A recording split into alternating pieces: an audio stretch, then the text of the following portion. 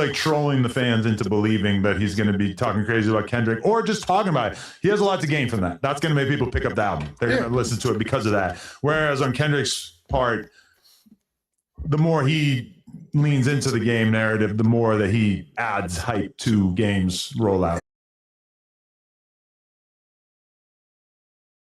It does nothing for him. We ain't heard a goddamn word out of that guy in like a year.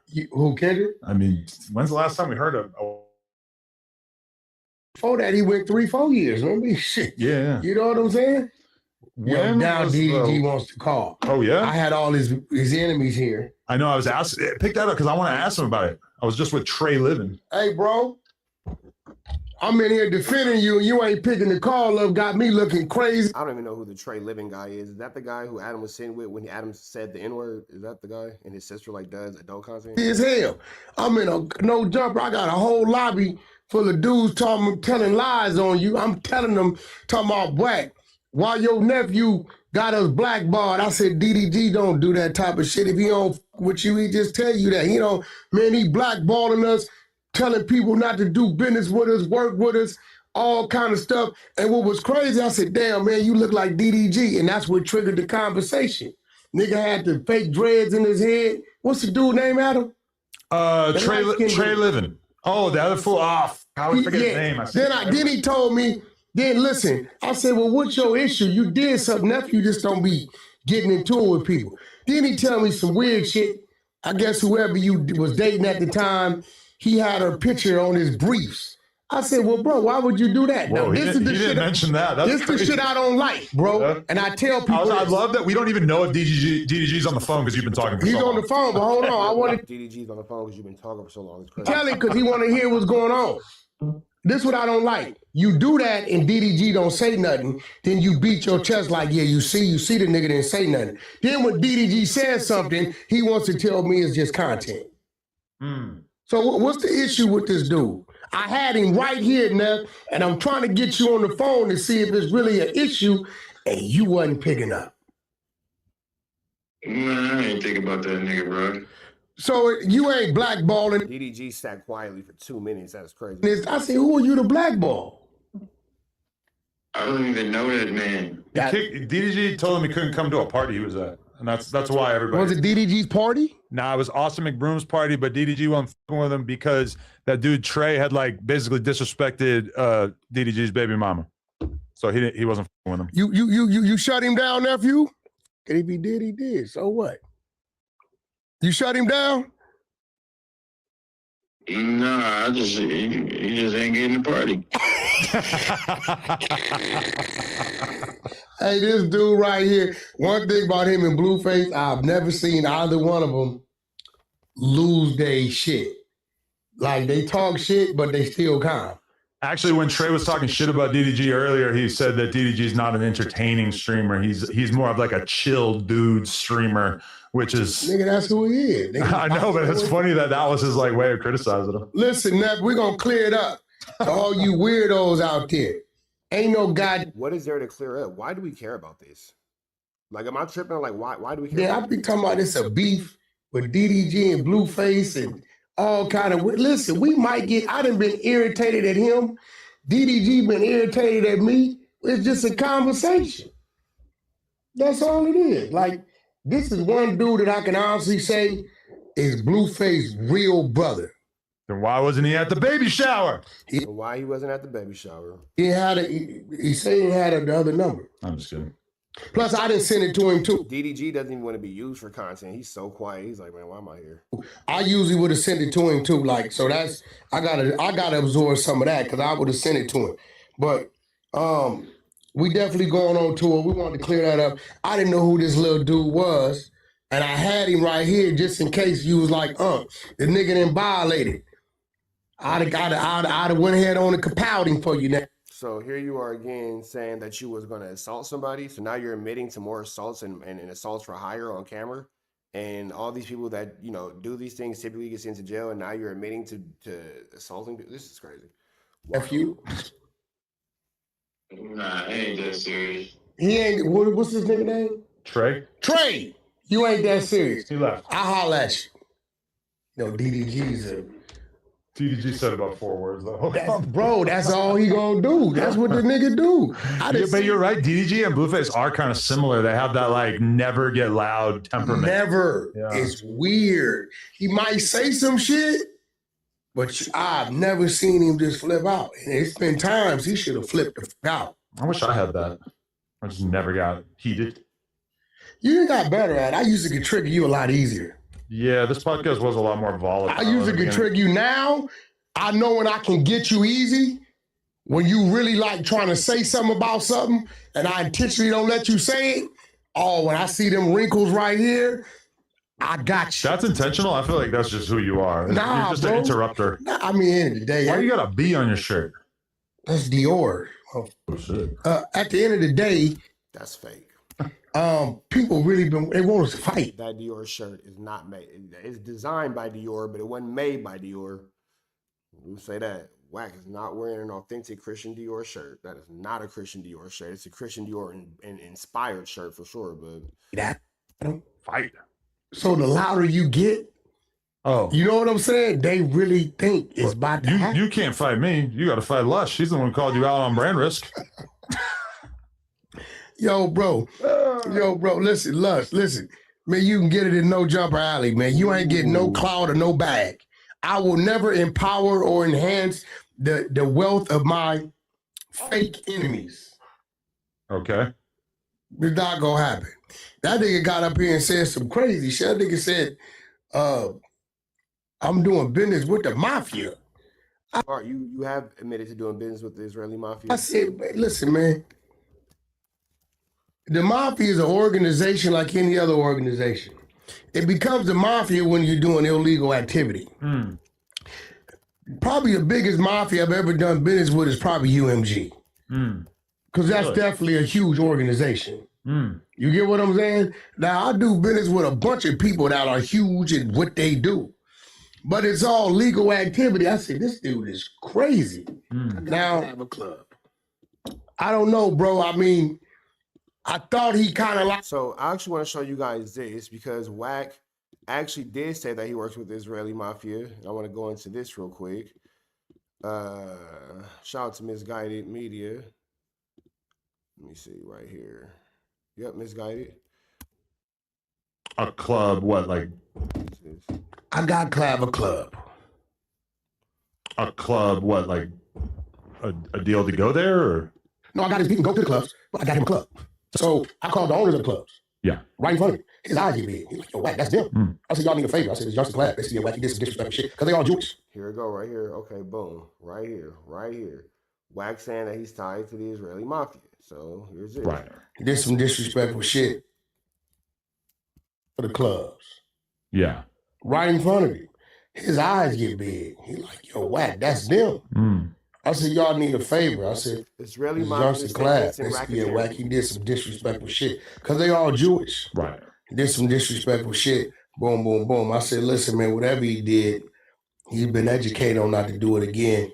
Isn't Wack connected to the Israeli mob? I don't know nothing about shit like that. What the fuck? Yeah, how the fuck am I supposed to know some shit like that? Special. Who, me? No, him. But I would say. Thank you. How are you? She said this commercial at her family event. How old am I? No, how are This you? commercial at her family event. This is family here. We don't do this like commercial party. Yes, baby. Trying to clear up. This is family. This is family. That's my brother right here. This is my house. Like a party. Yes. Got it. This clip right here, referring to Wack as his brother, now is on camera talking about WACK100. And this is the same guy right here, Mr. Israeli Mobster. And referring to Wack as his brother. Now, if you never heard the name Hai Waknine before, you might not think much of it.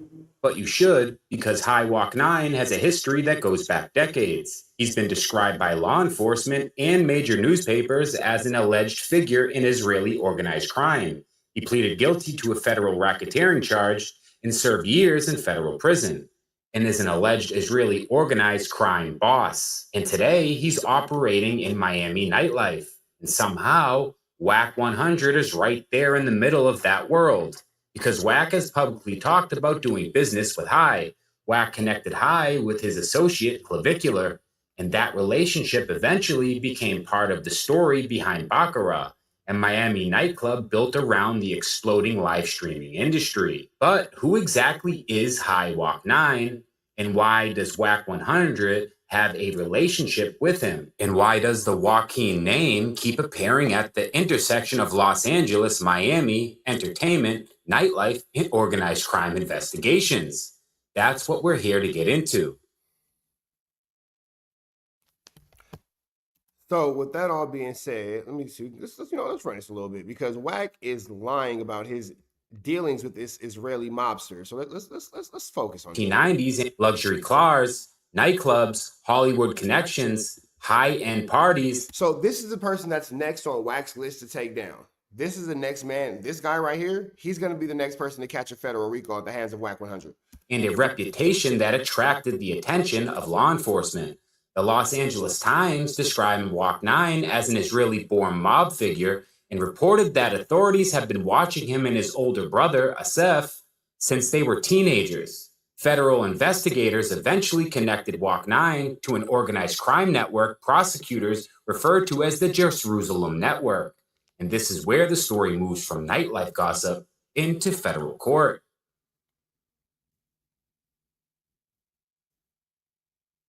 In 2026, Hai Waknine pleaded guilty to federal racketeering. According to the Los Angeles Times, the case involved money that had been embezzled from an Israeli bank.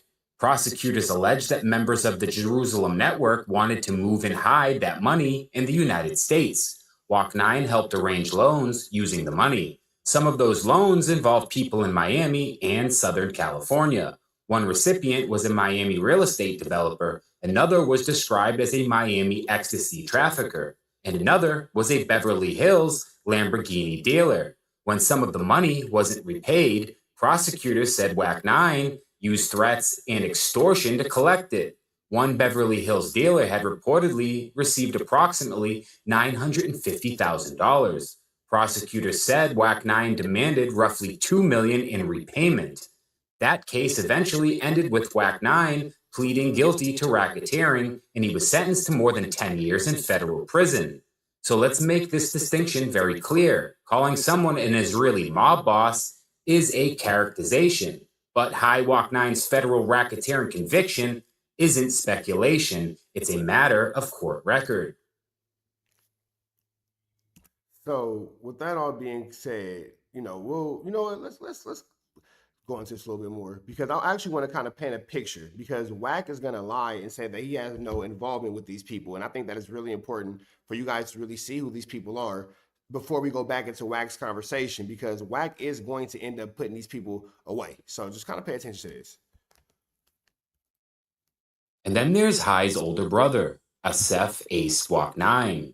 The Waknine name continued to appear in law enforcement investigations years after Hai's conviction. Just last year, federal authorities accused Asef for threatening the operator of high-stakes private poker games in Los Angeles. According to a federal affidavit, investigators alleged that Asef tried to collect protection money from the poker operation. The games reportedly involved enormous amounts of money, sometimes millions of dollars, changing hands. Investigators also alleged that Asef referenced a 2023 killing of Emil Lahazel, who was shot outside one of those Hollywood Hill poker games. Asef's attorney had denied that he'd made threats or attempted extortion. And importantly, Hai Waknine was not charged in this case. But the federal affidavit is significant because investigators specifically discussed the reputation of the Waknine brothers and alleged that it was used to create fear. That tells you that the Waknine name still carries weight in the eyes of law enforcement. Okay, so that's what I wanted you guys to hear. The Waknine name carries weight in the eyes of law enforcement. So we'll get back to this, but let's go back into this flu flammery. It's a lot, man. It's a lot. Given life, it's a lot, bro. It's a lot. You know what I'm saying? And if you know, you know. But let's get back into this. Was on to me, but I think I still got his attention. He hasn't gotten it, but it's all legal activity. I said, this dude is crazy. What business with is probably UMG. Man, the mafia is an organization like any other organization. It becomes a mafia when you're doing illegal activity. probably the biggest mafia I've ever done business with is probably UMG. Because that's definitely a huge organization. You get what I'm saying? Now, I do business with a bunch of people that are huge in what they do. But it's all legal activity. I said, this dude is crazy. Now, I don't know, bro. I mean, I thought he kind of like was on to me, but I think I still got his attention. He hasn't gotten that my W comes from keeping you from focusing on getting sober. That's my win. Right. And I don't give what you I think that's kind of sick to want to like basically use somebody's own addiction to like beef with them. Like I'm going to trick you into like killing yourself. So what am I? Listen, you got a dude saying, and Adam, we know this dude is nice as a butterfly. You this, you a bitch, you this, you that, and if you touch me, I'm calling and pressing a lawsuit. So what? That's the exact same thing you do. What other route does it leave me? I have to attack you another way. So I'm going to attack you in a way that really hurts you in real life. I can't put my hands on him. Yeah. You get what I'm saying? That would be tough. That would be like, a weird look, yeah. He's already screaming lawsuit that I'm calling the cops. So he's not one of those dudes to where I put time and energy into setting him up. He already set up. He's in one of my, as he says, those people, they own the facility he's in. You should buy the rehab. He's there on the sponsorship. He ain't paying for it. That's why I was able to tell him I was going to get him moved. Did he tell you? I told him. I think that, so you see Wack talking about laughing about getting them moved and all that. This is kind of a tactic Wack does when he's trying to avoid a subject matter. In this case, it's the Israeli mobsters. So let's actually go back into that, because for whatever reason, Wack's actually dancing around that. When he starts doing that stupid little laugh, I know we have something. When he starts doing that little, did he tell you that? Did he tell you that? Oh, yeah, Adam, Lush was blah, blah, blah. Oh, yeah, man, I hit him with the oldest trick in the book. When he starts talking like that, it's because we're on to something. So this further lets me know that what we're talking about here with misguided media is probably actually factual when Lush said that Wack was tied to the Israeli mafia, and the Israeli mafia are going to be taken down next, because we've seen this too many times in the conversations about Big U. We've seen this conversation about Future. We've seen this conversation about Stunner. Oh, man, yeah, Stunner gonna say, had him in it. It's so funny, had him in here. We moved him over here, and he does this little stupid laugh. And we know that that's when Wack's flu flamming. So let's go back into this and run this through. Shout out to Misguided Media.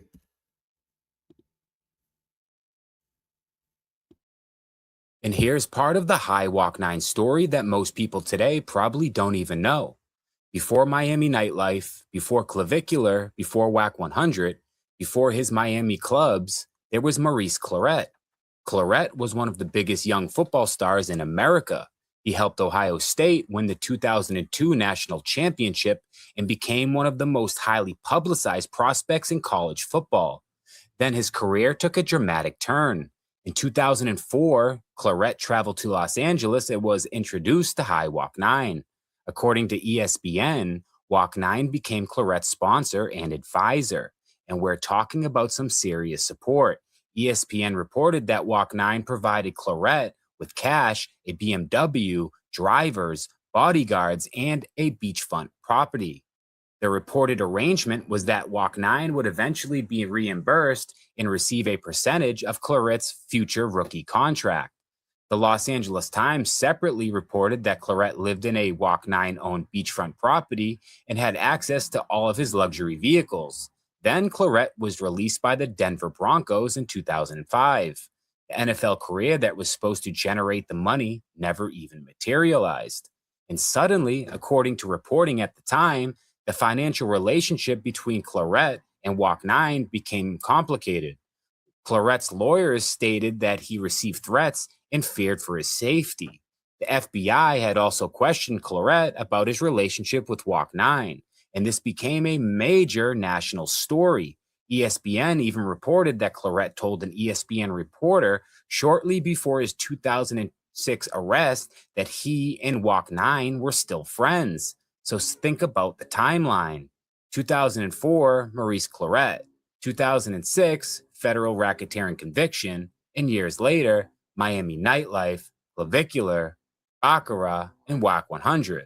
The Waknine story has been crossing into different worlds for a very long time.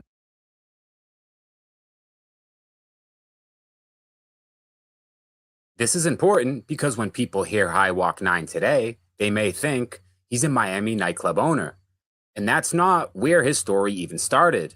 His story started in Los Angeles. The Waknine brothers grew up in the San Fernando Valley. Hai became involved in the Los Angeles nightlife scene.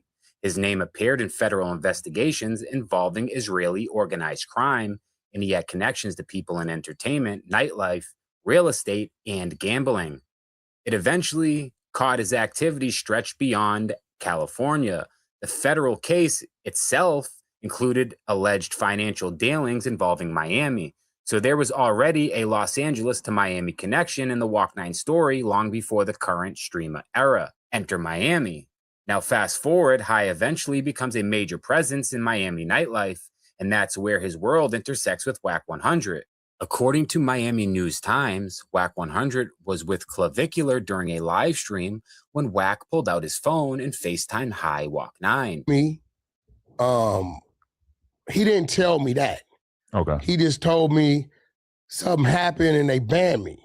I don't think anybody suggested that Clav was the one who played the song, which makes him being banned kind of fucked up because he was just with this group of dudes. Like, it only takes one person to go up to the DJ and say, hey, play the song. So again, if you guys don't see how Wack is flu flamming, skull dugging, and larcening, and these dudes is finna end up in a federal indictment, you don't want to see it. I called the owners of the clubs. Yeah. Right in front of him. His eyes get big. He like, yo, Wack, that's them. Mm. I said, y'all need a favor. I said, this youngster Clap. They said, yeah, Wack, he did some disrespectful shit. Because they all Jewish. Right. He did some disrespectful shit. Boom, boom, boom. I said, listen, man, whatever he did, he's been educated on not to do it again. You know, he's 20 years old. Let's lift the ban and give him another chance. They like, Wack, you don't understand. I said, bro, every time you ask me to do something, you just ask me to let something go, right? I'm going to be real. Huh. These dudes be connected within our community and theirs. The Jews. Like a motherfucker. Mm. Said, every time you ask me to let something go, I honor you. Said, you do. He looked at dude. He said, hey, on Wack's word, we're going to lift it. We're going to talk about it in a couple of days, and we're going to let you back through. And that's what it was. I got Clav a club. A club, what, like a deal to go there? Or? No, I got his, he can go to the clubs, but I got him a club. To own? Yeah.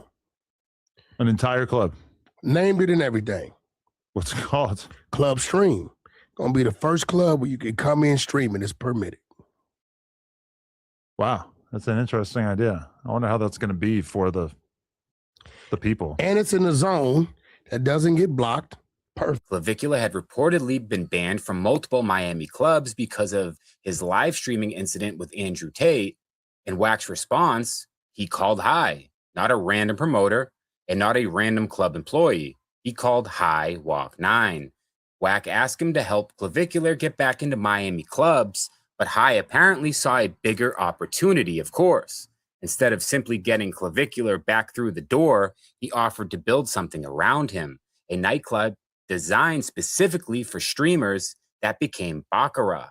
Baccarat represents something pretty interesting, the old Miami nightlife economy meeting the new internet economy. Hai had the nightclub experience and Miami connections, and Clavicular had an enormous online audience, and Wack was the person who helped connect the two. I've always said it, he's a professional middleman. Miami New Times reported that Clavicular became a part-time owner of Baccarat alongside Waknine. Wack later publicly talked about getting Clavicular a streamer-friendly club and helping lift his Miami club bans. That is very different kind of influence than simply managing an artist. Wack was helping one of his people navigate an entirely different industry, nightlife. And the person on the other end of the phone was an Israeli mob boss. So what is Wack's relationship with Hai? See, here is where we have to separate what we know from what we don't know. We know Wack has publicly acknowledged his relationship with Hai. We know the Blueface live stream footage shows Hai referring to Wack as his brother. We know Wack has publicly discussed doing business with Hai. We know Wack personally connected Hai regarding Clavicular. And we know that relationship eventually became connected to a major Miami nightlife venue. What we don't know is exactly how far back the personal relationship goes or what all of their business dealings have been. And we shouldn't try to invent it, but we should Also, not ignore what is right in front of us, because Wack's relationship with Hai gives us a glimpse into the network of WACK100s that goes far beyond music. Why WACK100's network is interesting.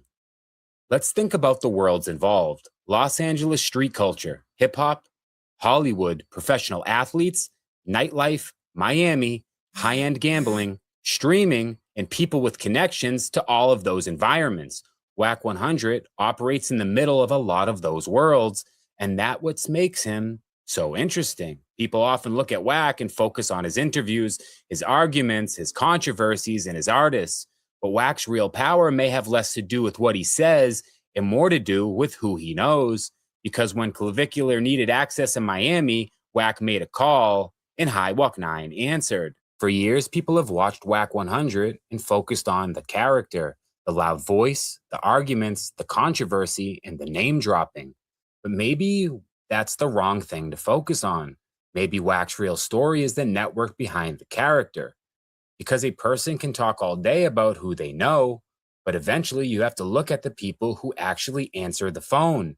And in WACK100's case, Hai Waknine seems to always answer.